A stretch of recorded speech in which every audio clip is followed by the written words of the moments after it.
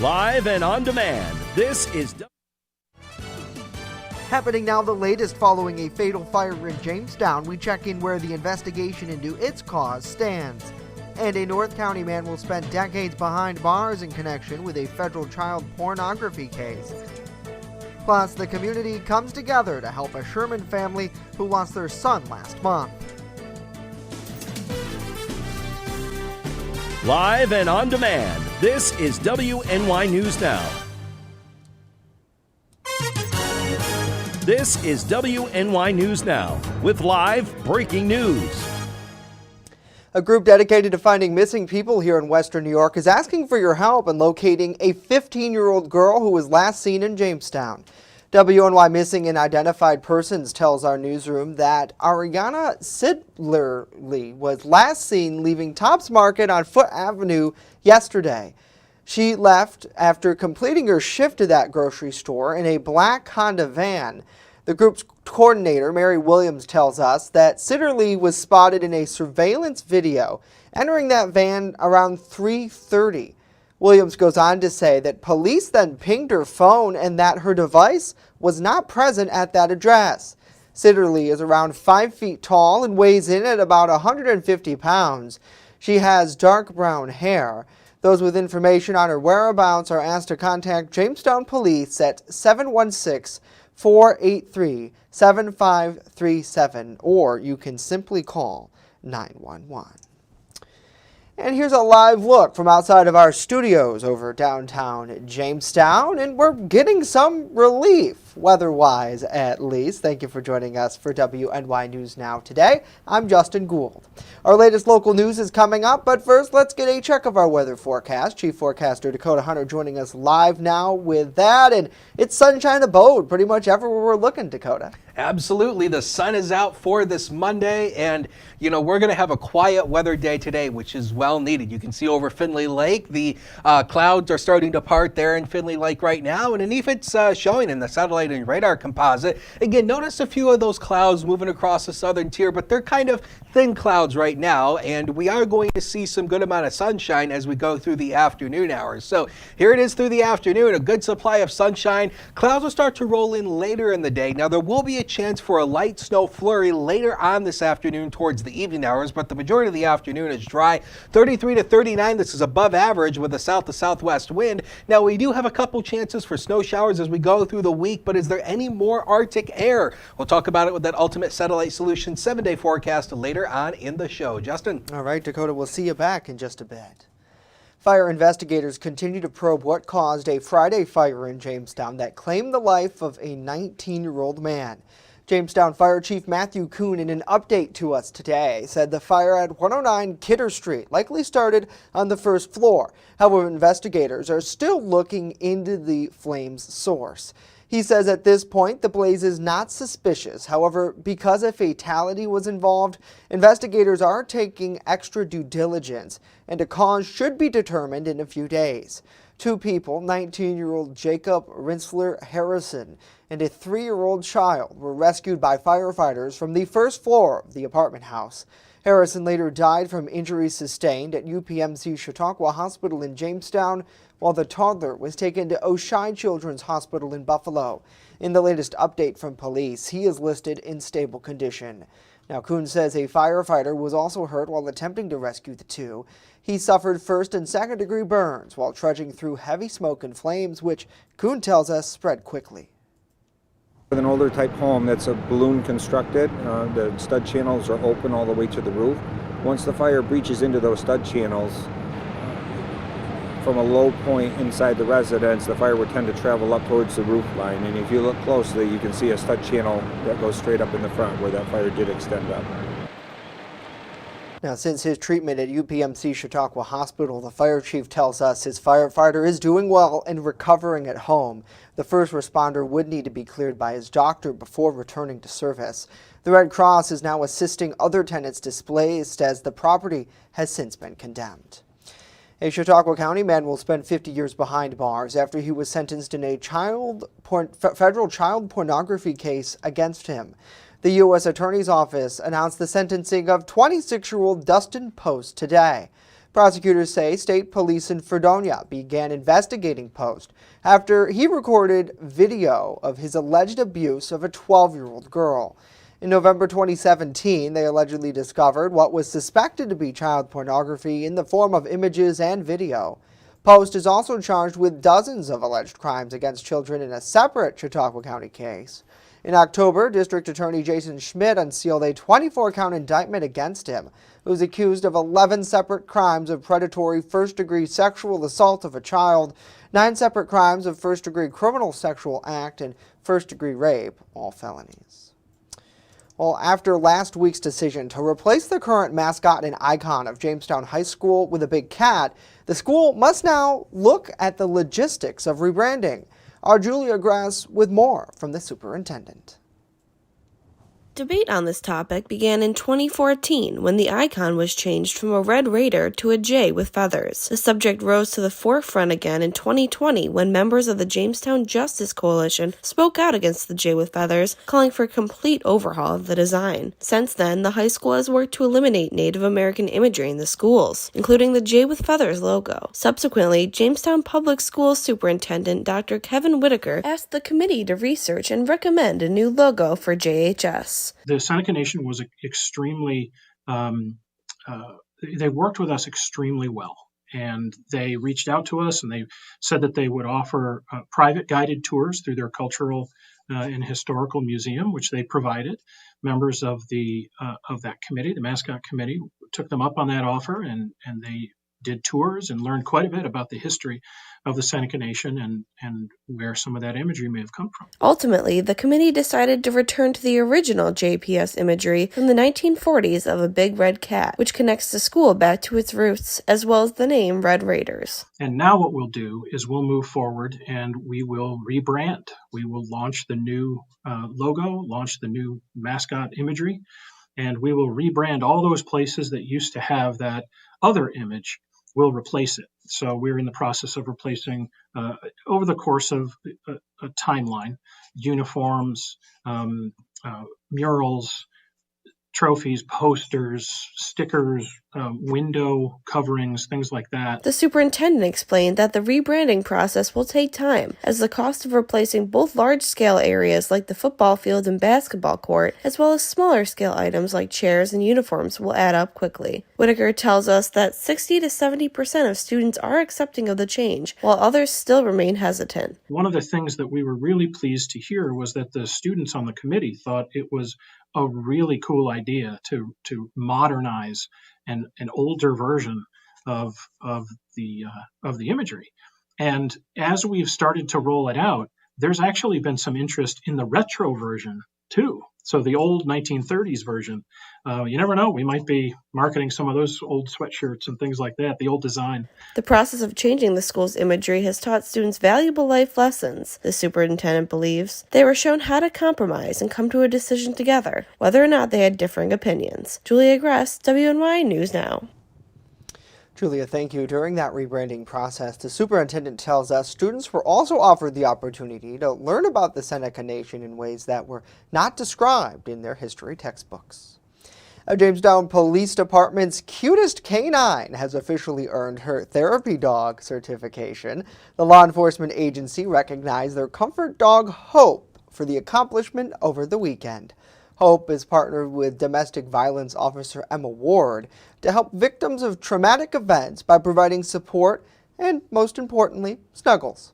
Since she was brought in January 2021, the department says the Yellow Lab has helped bridge the gap and break down barriers between the community and police. Certainly we could watch this video all day long. We thank you for joining us for WNY News Now. Let us know what you think about these stories and more on social media at WNY News Now. As we continue today, a lot more to tell you about. We hear from health experts in our region with a warning for those who might still be shoveling out following last week's snowstorm.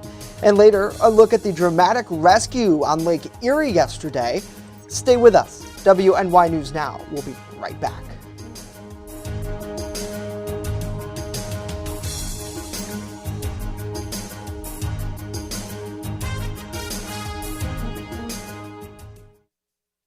With coverage that matters. This is WNY News Now.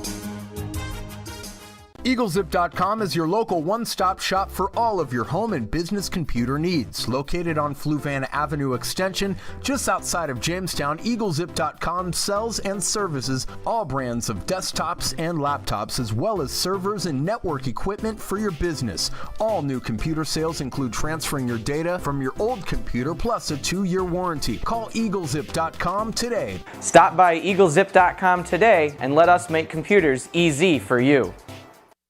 Now is the time to make your real estate move. Call us to list your home in Cattaraugus County. Choose the #1 real estate team in Ellicottville. Call Team Pritchard, 716-575-SELL. The market is hot. Call 716-575-SELL today.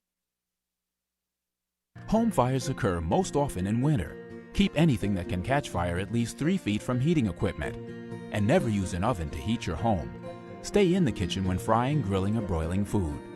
Turn space heaters off when you leave the room or go to bed. Make sure all vents are clear of snow and ice to allow carbon monoxide to vent outside. Have your furnace, heating system, and chimneys serviced each year by a qualified professional. Learn more at www.usfa.fema.gov. Brought to you by the Chautauqua Safety Village and the Jamestown Fire Department. Welcome to Honest John's Pizzeria, where you are the most important customer. Everything from freshly made subs to the best of pizza and wings, Honest John's has it all. And don't forget the ice cream! Order online today or check out our 2 great locations with buffets ready for every appetite. Don't I have the best job in the world?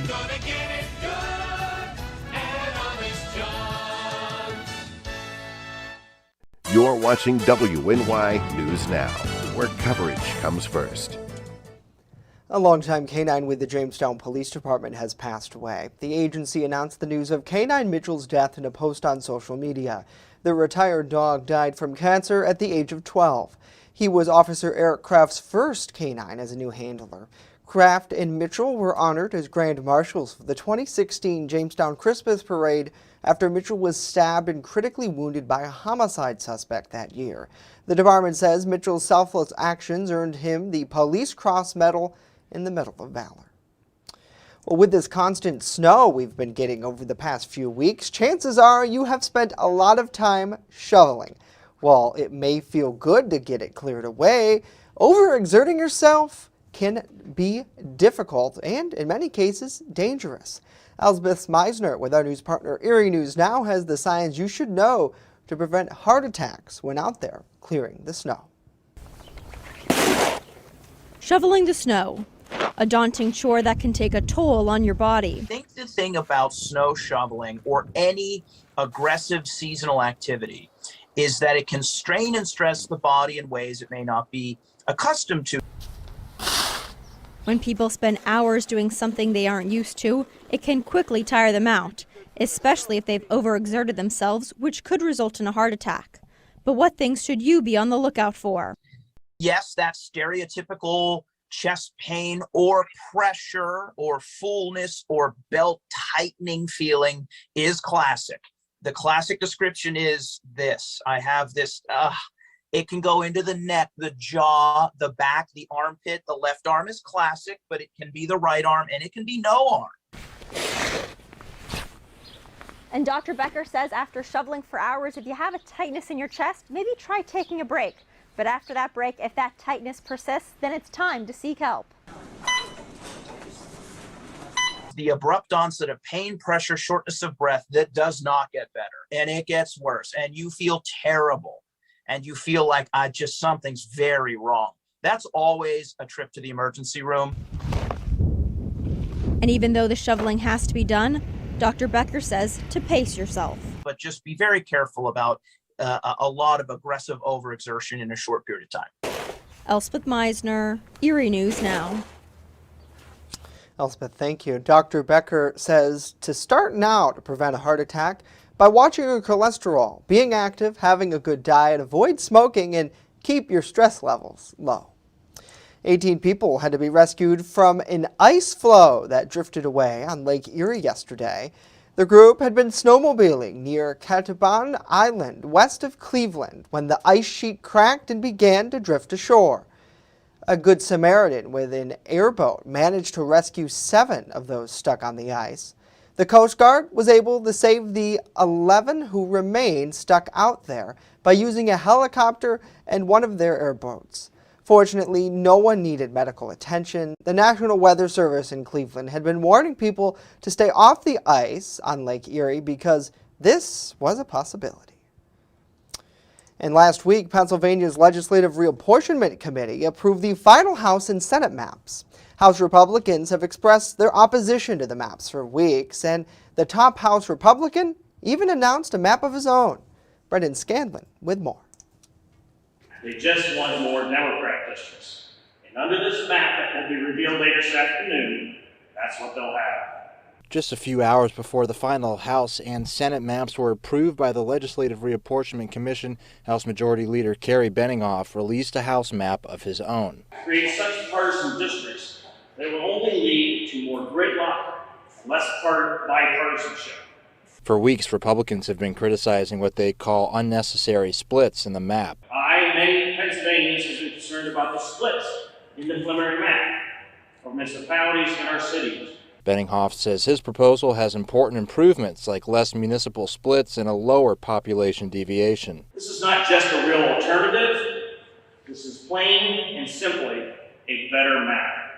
The House map is still likely to favor Republicans. However, some say it's expected to reduce the majority Republicans have held in Harrisburg for decades. I find that the plan is fair with just a small pro-Republican bias.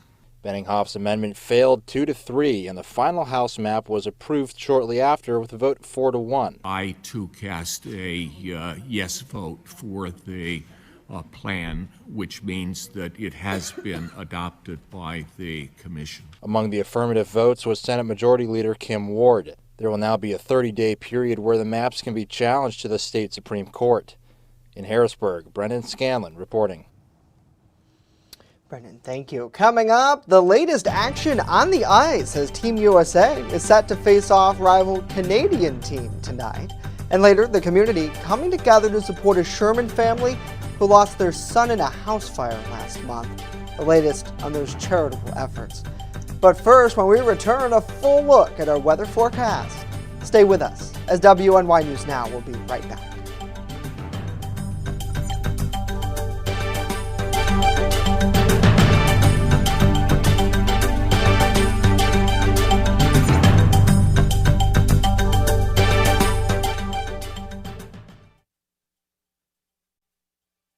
You're watching WNY News Now, your source for breaking news. This winter, let New York State take your breath away.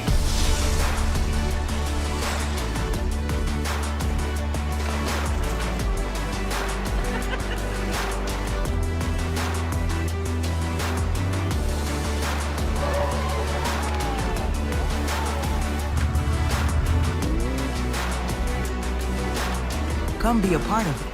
Plan your winter getaway at iloveny.com. I'm a survivor. I'm a survivor. I'm a survivor. Testicular cancer is the leading form of cancer in men aged 15 to 35. 1 in 250 men will be diagnosed with testicular cancer. But 98% will survive if detected early. As a survivor, I believe early detection is the key. Learn how to do a testicular self-exam and other important facts about testicular cancer at oneball4tc.com.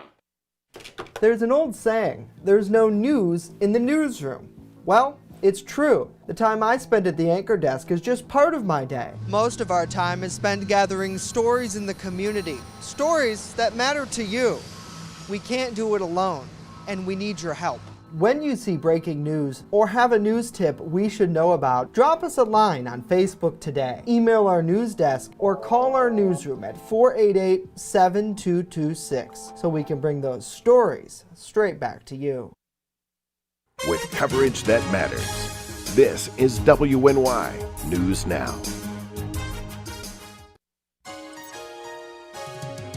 Fast, accurate, and everyday. First Defense Weather. Welcome back, everyone, and wanted to start the weather segment with something that'll make you happy. In the words of Shania Twain, we can only go up from here. Today's average high, statistically, is 33 degrees. Well, from this day forward, all the way until August 19th, we are going to continue getting warmer statistically on the map. We will continue gaining warmth all the way until August 19th when the average high goes from 80 to 79. So let's get a big yay for the fact, yes, that warmer temperatures will be on the way. Yes, there you go. Justin's happy about it. Now, speaking of Justin and the ice, I mean, you know, we had just talked about this story just a few minutes ago. This was yesterday, a great view of the ice coverage on Lake Erie. Notice how the ice is really all cracked and falling apart here.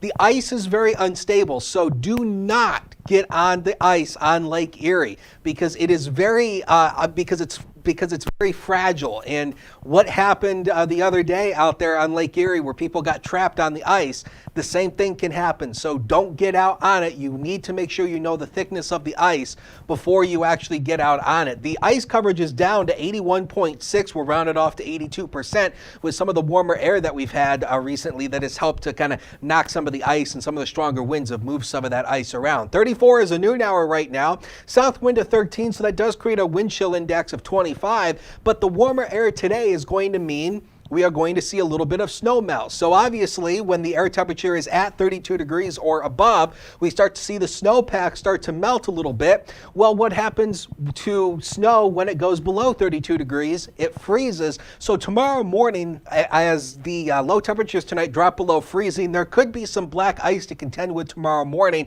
as some of that snowpack on the roadways could ultimately turn to some slick areas of ice. So watch out for that for the morning commute tomorrow. Pretty much across the across the area, really nothing going on here. We're kind of stuck in between two weather systems here, but notice this, we've got some snow down here going on across portions of the southeast. There's winter weather advisories for portions of Virginia, but that's staying away from us. And the newest run of the computer modeling really shows you really nothing through the day. Clouds do thicken up. There will be a chance for a spotty flurry or light snow shower later this afternoon. I think a better chance will be overnight tonight, but notice how the model really isn't being too impressed with the snow coverage. It'll be very spotty, if anything, to a light flurry. Tomorrow should be an overall nice day, minus a light snow flurry in the morning. We should be partly to mostly cloudy. I do think clouds will be more of the story in the way of the sky tomorrow. As we get into Wednesday, though, we'll ultimately see the next chance of precipitation arriving in here as we go into Wednesday. So the temperatures today, yeah, this is above average by a few degrees. Likely upper 30s today for most areas. A mild day with a good amount of sunshine, a light snow flurry early. Now the next 7 days are coming up here. So 25 tomorrow, that snow shower mostly in the morning, up to 37 on Wednesday. Chance for a few scattered snow showers, mainly late morning, early afternoon hours. Thursday and Friday looks like our better chance for a few light snow showers. Saturday, the temperature is going to be interesting. There's going to be some disagreement on if the temperatures will fall later in the afternoon. But yeah, that Arctic air returns as we go into the second half of the weekend, and maybe even less into early next week, Justin. Yeah, it's still winter out there, but we'll take that sunshine today, Dakota. Thank you. I got those ice boogers up in my wheel wells, and I had a really hard time over the weekend to get those ice boogers out. So I need it to be warm. So is that what today. you call that brown snow that clumps up in between I call your it ice wheel walls? boogers. Yeah, it's like an ice Snow booger. boogers? Yeah. It was completely frozen, so I tried my best. I tried to hit it with my snow brush and my boot and nothing. So I need those to melt because it's a bumpy ride too. So ice boogers.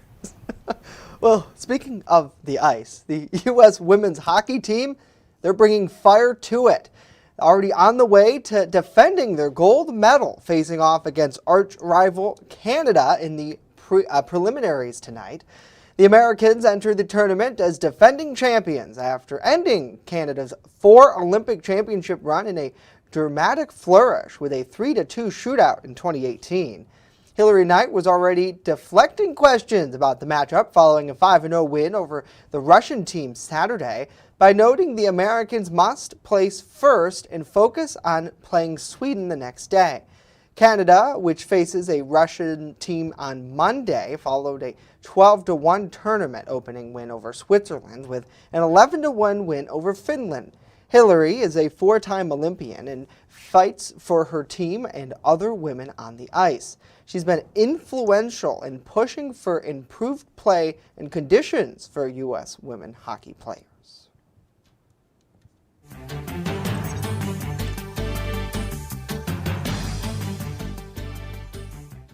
And in COVID news, the CDC is reporting that 212 million Americans are now fully vaccinated against COVID-19.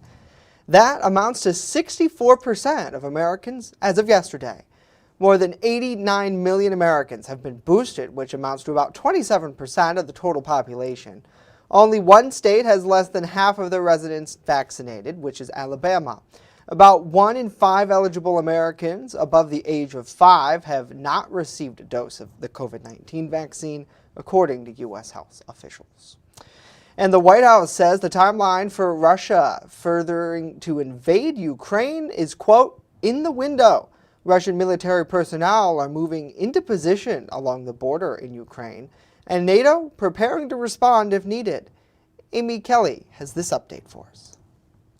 Any day now, Russia could take military action against Ukraine. Russian President Vladimir Putin has more than just troops waiting along the border. The fuel, the field hospitals, the blood supplies, all the things that they would need for a full-scale invasion are also now being put into place. The Pentagon says Ukraine's capital could fall within days if an attack happens, and tens of thousands of people could be killed. For some, the threat is bringing back memories of the Cold War.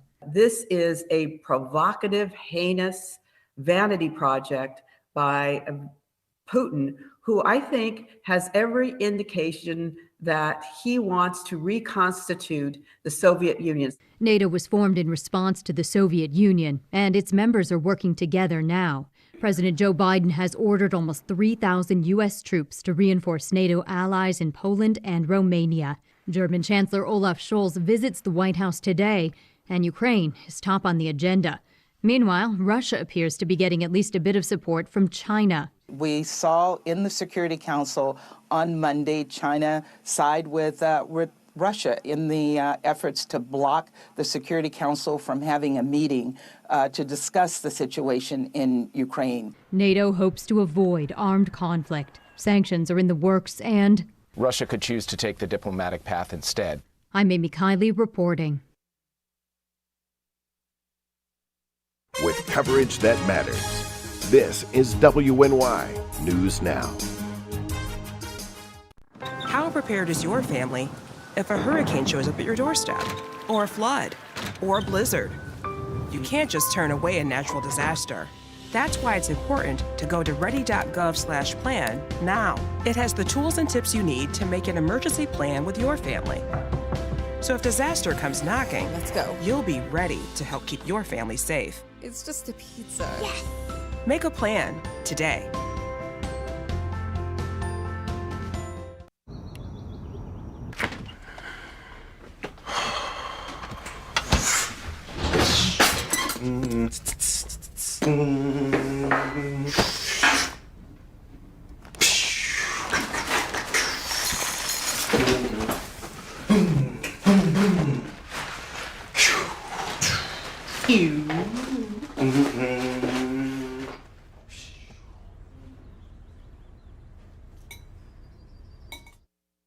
You're watching WNY News Now, where coverage comes first. A small town in Chautauqua County continues to rally behind a family whose 1-year-old son was killed and their 2 siblings burned in a house fire last month. Our Bronson Rasmussen with more. Over the weekend, supporters of the Taylor Ball family gathered at the Red's Best Pancake House in Sherman for a breakfast fundraiser. The Taylor Ball family was left displaced and grieving when a January fire took their home and the life of 1-year-old Watson Taylor. His brother and sister, Miles and Ellie, suffered major burns before jumping from the 2nd story of the home. According to the family, almost a month later, they are now starting to improve. In addition to the hotcakes, there was a 50-50 drawing and a basket raffle, with the baskets handmade and donated by many in the community. All proceeds will go straight to the family. It's turned my input on our community around.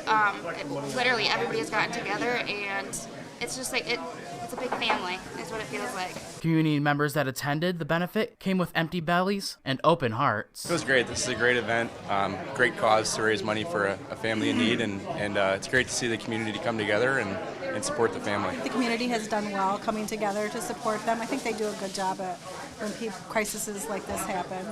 People come together and it's great. Today, the Pancake House has made a lot of money for this family in need, and even more delicious pancakes, something in which I am happy to participate in. Bronson Rasmussen, WNY News Now.